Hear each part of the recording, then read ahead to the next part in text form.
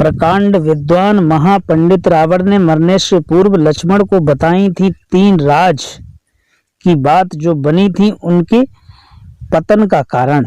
मेरे प्रिय दर्शकों, प्रिय मित्रों, प्रिय मेहमानों, कहानी बहुत ही शिक्षाप्रद एवं मोटिवेशनल कहानी है।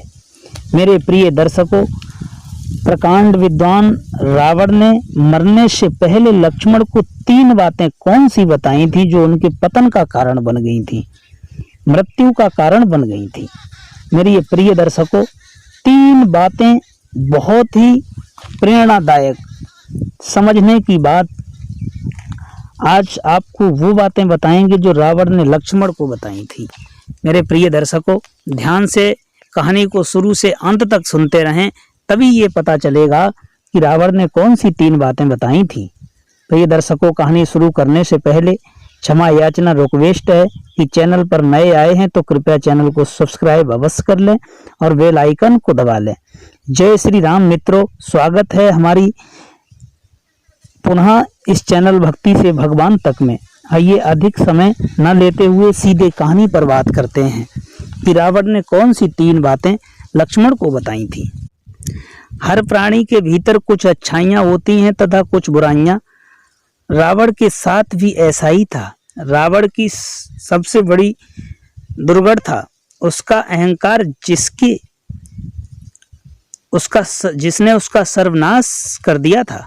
लेकिन यह भी सच है कि रावण में अनेक खूबियां भी थी जो उसे महान बनाती थी। महर्षि वाल्मीकि के द्वारा लिखित रामायण में भी ये वर्णन आता है कि एक बार जब हनुमान प्रभु राम की आज्ञा से माता सीता की खोज में लंका आए थे तो वे खुद रावण की खूबियों को देखकर आकर्षित हो गए थे। प्रिय दर्शकों, रावण की खूबियों को देख करके महाबली हनुमान भी एक बार आकर्षित हो गए थे। रावण एक महापंडित था तथा उसके तप में जो कठोरता थी वो शायद ही उस काल के किसी ऋषि मुनियों में हुई नहीं थी। रावण बहुत ही विद्वान, चारों वेदों का ज्ञाता तथा विद्या में बहुत ही प्रवीण था। उसके जैसा तीक्ष्ण बुद्धि वाला प्राणी आज तक इस पृथ्वी में नहीं हुआ।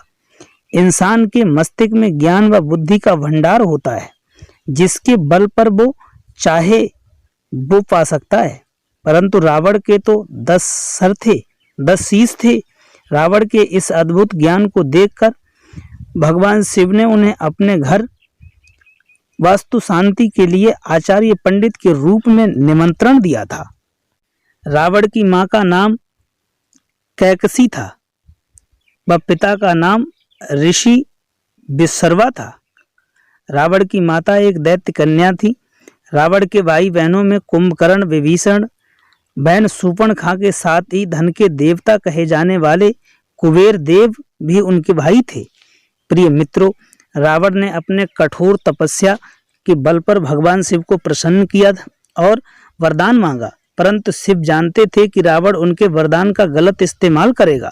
शिव को रावण के कठोर तपस्या के कारण उसे वरदान देना ही पड़ा, परंतु उस वरदान से धरती के रक्षा के लिए भगवान विष्णु को उनके 7वें अवतार राम के रूप में पृथ्वी पे भेजने का फैसला भी कर लिया। रामायण के अनुसार जब रावण ने श्री राम की पत्नी माता सीता का अपहरण किया तो राम ने हनुमान सहित लंका के राजा रावण पर आक्रमण कर उनका वध कर दिया। रावण जब मरणासन अवस्था में था तब श्री राम ने अपने भाई लक्ष्मण से कहा कि रावण समस्त वेदों का ज्ञाता है, पूरी पृथ्वी में उससे बड़ा ज्ञानी कोई नहीं है, अतः उसके समीप जाकर उससे ऐसी शिक्षा ग्रहण करो जो तुम्हें उसके अलावा किसी अन्य महाज्ञानी से भी प्राप्त नहीं हो सकती।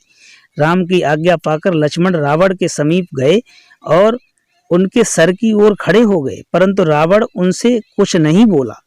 तब लक्ष्मण फिर श्री राम के पास लौटे और उन्हें पूरी बात बताई। श्री राम लक्ष्मण को समझाते हुए बोले कि यदि तुम्हें किसी से ज्ञान ग्रहण करना चाहते हो तो हमेशा उसके चरणों की तरफ खड़े होकर के ज्ञान प्राप्त कर सकते हो। लक्ष्मण फिर रावण के पास गए, परंतु इस समय वे रावण के चरणों की तरफ खड़े हुए। तब महाज्ञानी रावण ने उन्हें 3 महत्वपूर्ण बातें बताएं जो किसी भी व्यक्ति के जीवन में सफलता के लिए आवश्यक हैं। पहली बात बताई क्या? पहली बात रावण ने लक्ष्मण को बताई कि शुभ कार्य जितनी जल्दी हो सके उसे अतिशीघ्र करना चाहिए व अशुभ कार्य को जितनी देरी कर संभव हो टालना चाहिए।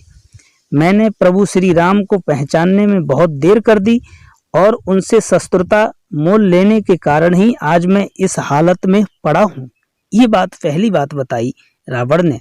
दूसरी बात जो बताई, दूसरी बात कभी भी अपने शत्रु को छोटा नहीं समझना चाहिए।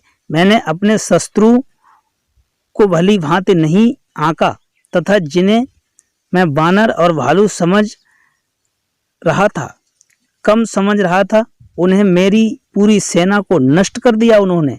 जब मैंने भगवान शिव से अमरता का वरदान मांगा तो मनुष्य के अतिरिक्त कोई मेरा वध नहीं कर सके कहा था। यह मेरी एक और गलती थी जो मेरे अंत का कारण बनी। ये दूसरी बात बताई। तीसरी बात कौन सी बताई? जवाब दिया लक्ष्मण सुनो, तीसरी बात यह है, यह तुम्हारे जीवन का कोई राज हो तो उसे अपने किसी प्रिय को भी नहीं बताना चाहिए, चाहे वो तुम्हारा कितना ही करीबी क्यों न हो।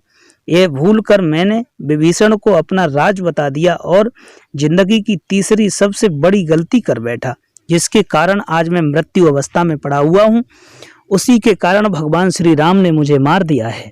यदि विभीषण को मैं अपने जीवन की बात नहीं बताता तो राम शायद हमें नहीं मार पाते। मेरे प्रिय दर्शकों, कहानी बहुत ही अच्छी है। चैनल को सब्सक्राइब, लाइक, कमेंट, शेयर जरूर करें और इसी तरह से अपना योगदान देते रहें, जिससे नई नई कहानी आपके पास तक पहुंचाता रहूं। धन्यवाद मित्रों।